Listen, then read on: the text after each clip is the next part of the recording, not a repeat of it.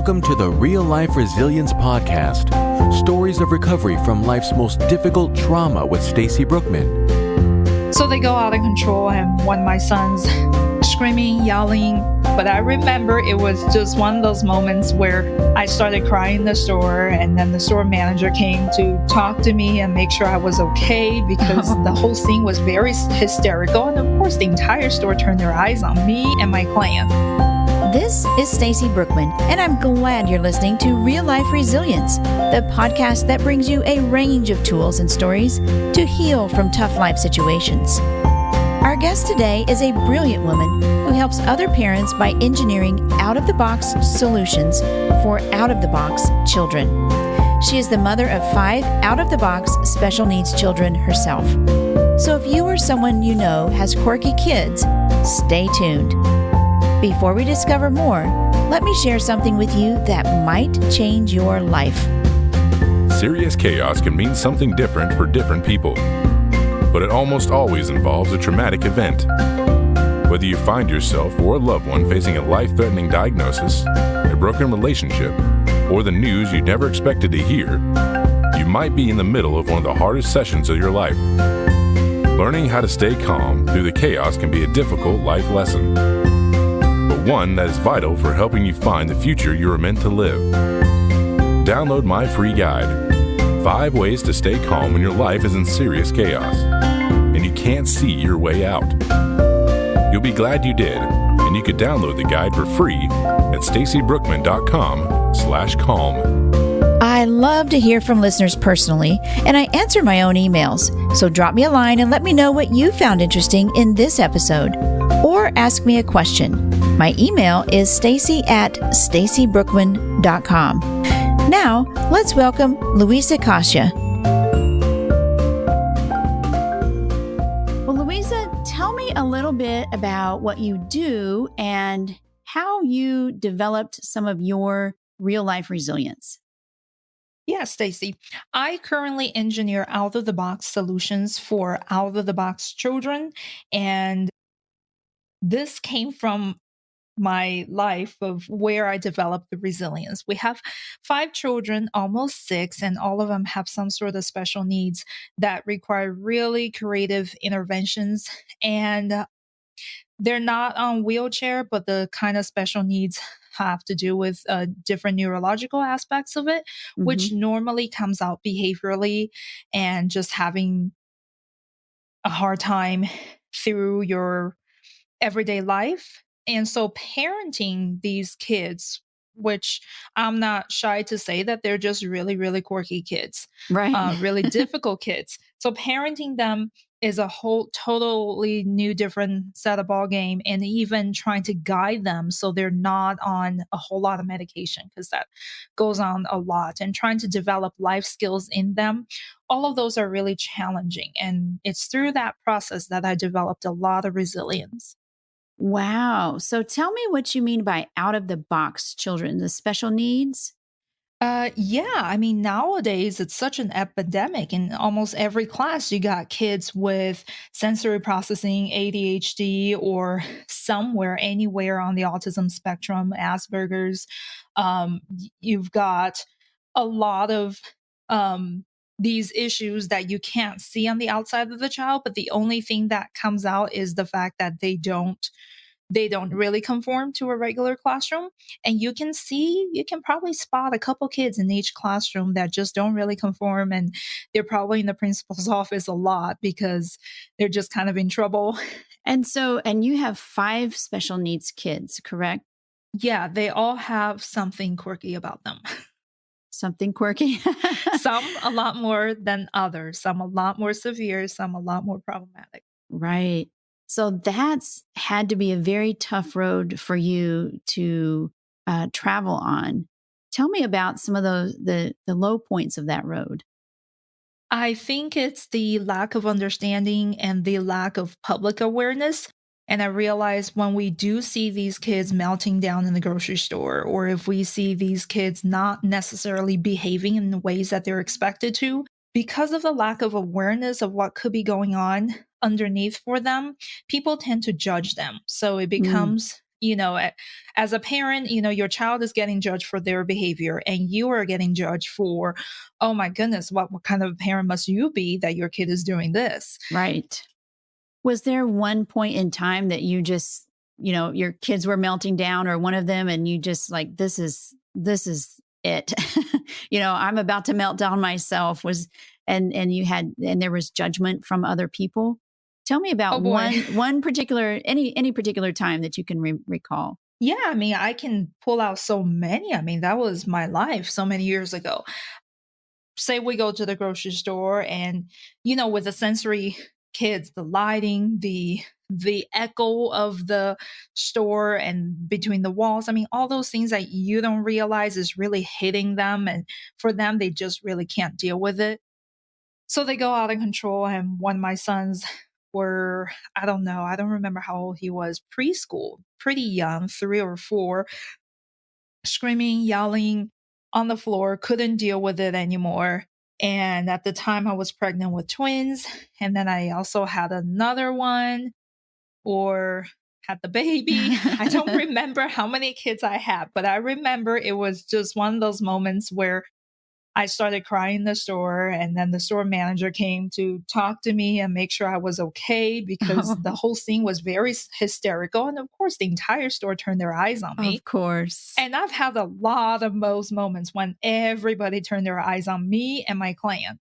So I'm there crying and getting frustrated. But in the end, I picked up the 3-year-old who's having the problem and then helped the 4-year-old and then the baby and whatnot. And we just had to ditch the full cartload of groceries and go because we couldn't continue. That's pretty typical when we go out years ago. So you've had lots and lots of those experiences, and you've started to throughout as your children grew to develop some strategies for handling that, for making sure that you have a harmonious clan. So tell me more about those strategies that the road that you took after that. Yeah. Did you want to hear about the specific strategies or how we develop them? Actually, the process and then the specific strategies would be great. Okay. So I think the process really took years and it was a long road. It took a lot of observation as a parent Mm-hmm. to getting to know what's really under the water for the child. I write in my book, the gist of it is those behaviors are the tip of the iceberg. The general process is from a lot of observations, a lot of trial and error. It's reading every single parenting book and realize, oh, your child isn't one of the normal children, so you can't read these books, they don't work. Mm. And then to digging into more with working a lot with doctors, professionals, and therapists of all kinds of discipline to really figure out what's going on and coming up with a holistic approach. And in terms of strategy, I'll give you an overall picture of I have transition strategies. I have daily strategies for dealing with difficult tasks with children, how to deal with anxiety. I have very specific strategies, but overall, these kids are usually highly gifted. And from the years that I worked with children prior to mine, when I was in college, I was an engineering student. So I used to tutor a lot of kids that are failing in math and science subjects. Mm-hmm. And I realized they got the same profile. There's something about them that makes it difficult for them to work in a normal environment. And a general line of strategy is that I look for ways to really nurture their strength and their talents and support them with the deficits. All of these kids just have deficits in skills or tolerance or something that they didn't innately come with. Mm-hmm. So I support them and teach them to fill in on those while being able to continue to challenge them with the areas that they're really talented in. So I'm not going to go down that path right now. We'll go down that one in the next one. But tell me about your support. How did you find support as you were trying to figure this out? And then also, were you very methodical about this, or it just came about, the strategies that you discovered and your own resilience came about, just the exposure and the practice of mothering these kids? Was I very methodical about it? Yes, absolutely. I am an engineer, so I have a spreadsheet for Ah. everything. And I do track everything that works, everything that doesn't work for every behavior strategies that I came up with. Comes from a lot of logging of 7 a.m. He did this, I did that, then he did this. Oh, okay, so that doesn't work. Scratch that. I mean, days Wow. of journaling and really being pretty scientific about keeping track of what he's doing, what I'm doing, and then therefore which things worked, and then even tracking data of what I'm doing when if he, for example, I mean our tantrums sometimes the meltdown sometimes could last for 2 to 3 hours, Hmm. and then tracking the different things that I do in terms of how long the episodes last as we continue on the road of finding a good way to support them. I was just saying, a lot of us wish we could be that way or think of that at the time, but we just react. So I love that you have that approach. Oh yeah, don't get me wrong. I mean, I have my pulling my hair days a lot, a lot. But I mean, after all your hair is gone, you're still showing you're still there with the same child. So Right. you have to come down to do something. How have you dealt with like the public in general or other mothers or just that kind of spoken or unspoken condemnation that other people tend to provide? This is where I really want to encourage any listeners to be empowered with your innermost strength. I mean, if you are the parent, you know your child. Yes, there's a lot of condemnation or even judgment that comes through the eyes in the public, and you don't. They don't say anything, but you're looking at them and Hmm. you look like a mess. Right. The reality of it is, you need to get it into your mind the fact that this is kind of how your child is. You're working your best to get them to a better place. So by age 20, 23, they are no longer living with you and totally dependent on you or depending on some sort of a medication. I think you need to have the strength in yourself to say, you haven't walked a mile in my shoes. You don't know what I'm dealing with. My child is an excellent child and I'm a fabulous mother. Yay. It's just, you need to be able to say that to yourself, and you need to be able to combat those eyes. And those eyes aren't evil eyes. They're just unaware of what could be going on. Oh, I love that. I love that.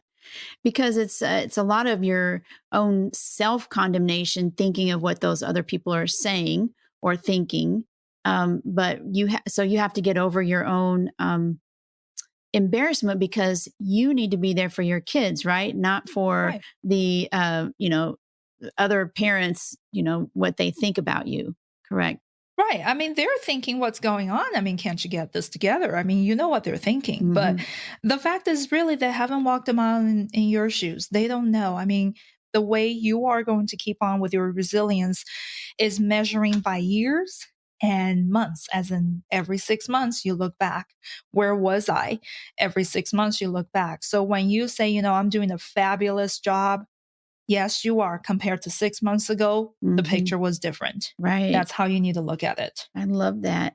So for my own curiosity and for other people listening who maybe don't have kids with some neurological issues, what if we see something like that where you said, you were in a restaurant and you had multiple meltdowns or something like that?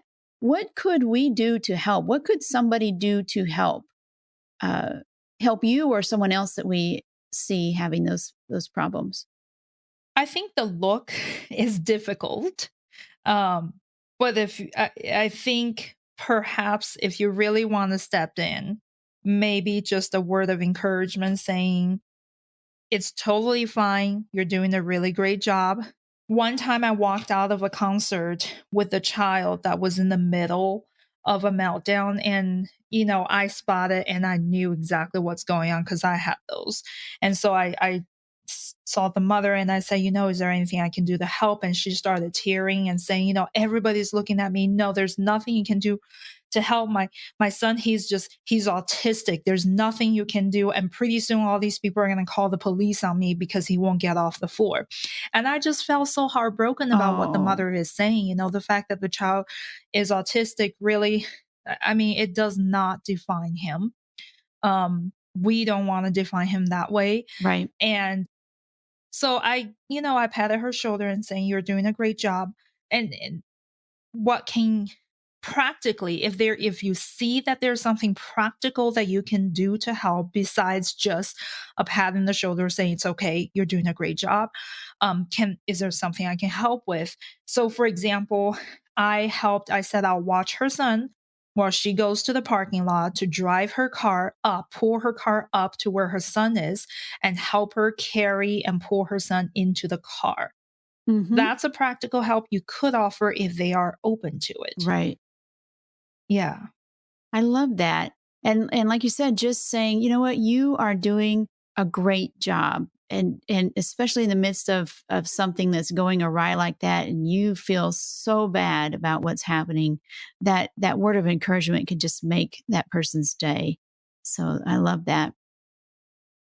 So what other tools and techniques or resources do you use to become more resilient and live a day-to-day life? Because like you said, you have 5 kids and you have 1 on the way, correct? Yes. And so do you have like issues every day? And what tools or resources do you use to be more resilient?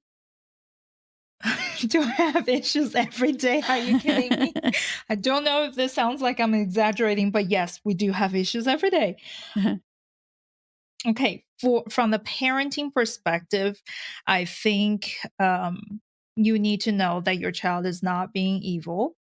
And you need to be able to have enough self-care, as in your battery needs to be charged up enough that you're not going to steam up in the moment that your children are either being themselves or having a hard time when they really need you.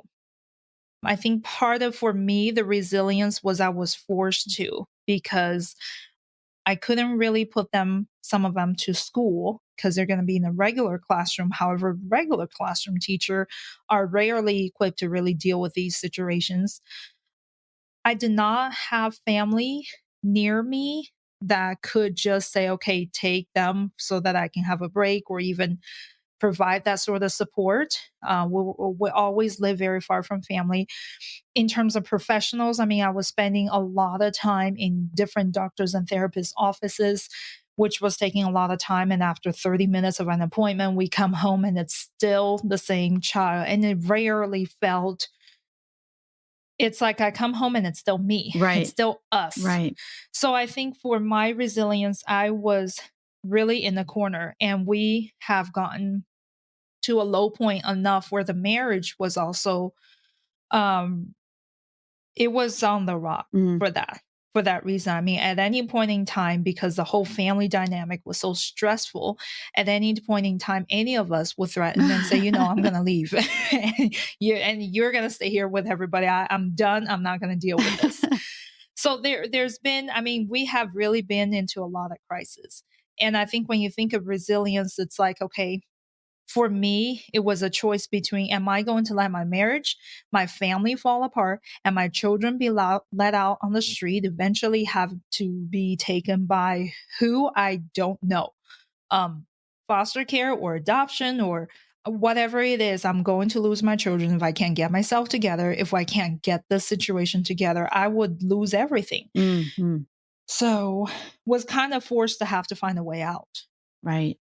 So by necessity, and because that mother instinct is, I want to do everything I possibly can to save my kids, and save your marriage. So what steps did you take? Because you became a stronger woman in the meantime, and a stronger mother and a stronger professional. So tell me what changed, or what was that trigger point? Well, I think it's really, really realizing that we are on our own.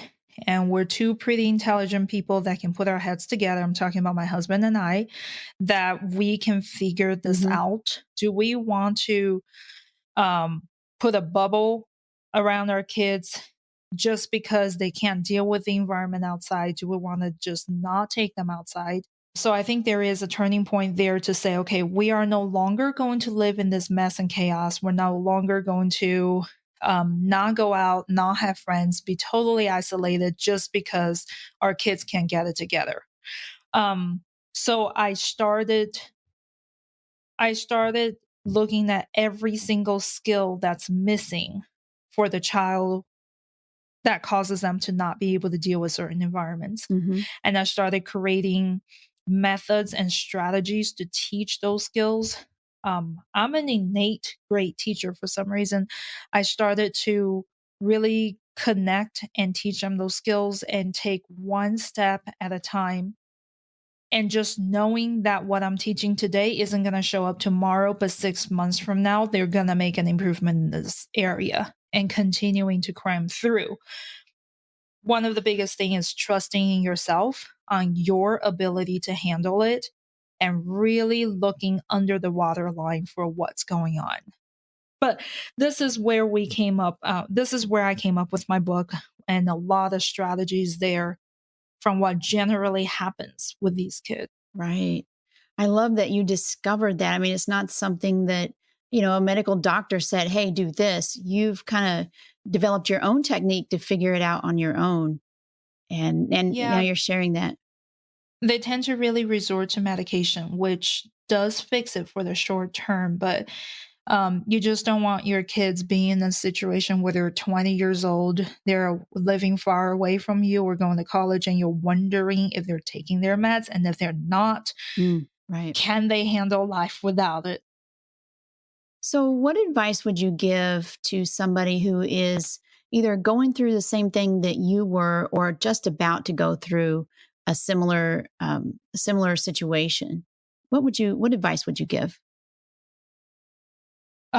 Seek out for people who can understand and be supportive and be on your side. Get yourself to reach out if you can, have those communities. Also, work with professionals, but really understand your child and be able to decipher what is going to work for your child, what is not. Most importantly, you really need to not give up. You need to be able to live beyond the limitations of these obstacles such that your children can live beyond the limitations that they come with at birth. There's also a lot of resources you can check out. So as a result of us going through this difficult path, I never wanted any parents to be crying alone in the grocery stores again. Right. So that's where I started writing my book. It's called Outcast Outstanding, available on Amazon. I also started doing free coaching on Fridays. It's on Facebook Live. If you go to Facebook on Harmonious Clan, you will find information on that because I get a lot of questions from different parents on what to do with different situations. So there is a free coaching every single Friday. As when I say, reach out to people who can understand and support, that's one of the outlets you can do. We have some educational podcasts that came out of all of this, just experience passing down.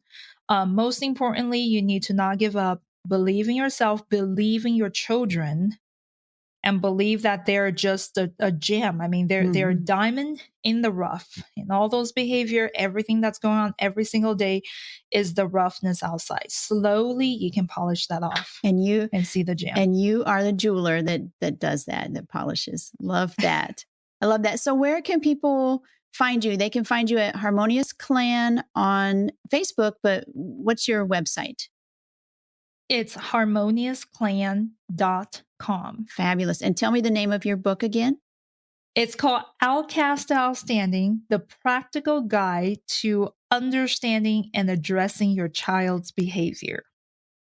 Oh, I love it. Luiza, thank you so much for sharing this information and giving hope to a lot of parents. I really appreciate that. Thank you. It's a pleasure. Welcome to Stacy's Journal. In this segment, I let you peek into my journal as I share my thoughts on a topic or resilience resource. During our interview, Luiza said that the main issue she has faced as a parent of 5 special needs, out-of-the-box children is a lack of understanding. People are not compassionate to other situations, and there's a lack of understanding of what might be going on underneath the surface. You haven't walked a mile in my shoes. You don't know what I'm going through. My child is an excellent child, and I am a fabulous mother, says Luiza. This was one of my favorite quotes from our interview. People really can't grasp what someone else is going through unless they experience it for themselves. And even then, everyone's experience is quite different. As Luiza said, parents are quick to judge others' parenting styles based on the behavior of the child. However, people don't stop to consider what could be going on in that child's life in order to cause them to act this way. I encourage you to take a moment the next time you see a misbehaving child and a parent desperate to control the situation. Consider the underlying issues that may cause children to act out in such ways. Instead of judging the child or parent, ask what you can do to help. You just might save a mom's sanity. That's all we have for today. Last episode, Cease Murphy shared his thoughts on appreciating ourselves and realizing that God created each of us to love and be loved. So if you need a little bit of encouragement, you might want to go back and have a listen. Next week, we'll continue our interview with Luiza in part 2 of our series. She'll talk about raising resilient children. I love interacting with our listeners on social media. We're on YouTube, Pinterest, and Facebook. Really just about anywhere you can hold a great virtual conversation. Before you go, don't forget to go and download that guide, 5 Ways to Stay Calm When Your Life is in Serious Chaos and You Can't See Your Way Out. If your life has been in chaos, or you know someone whose life is, then you need this guide. Download that for free at stacybrookman.com/calm, CALM. One more thing, we're having fun counting down the 100 plus most important memoirs of the past 200 years. So our memoir of the day was written in 1973 by J.B. West. Upstairs at the White House, My Life with the First Ladies is a fascinating behind-the-scenes look at life on Pennsylvania Avenue with America's first families. Written by the man who spent nearly 3 decades in their midst, West offers an absorbing and novel glimpse at America's first families, from the Roosevelts to the Kennedys and the Nixons. Alive with anecdotes ranging from ordinary to tragic, this is an enlightening and rich account of the American history. Check out Upstairs at the White House, My Life with the First Ladies, and all the memoirs on this list at stacybrookman.com/100memoirs. And always remember, life is a story, and it's never too late to start telling yours.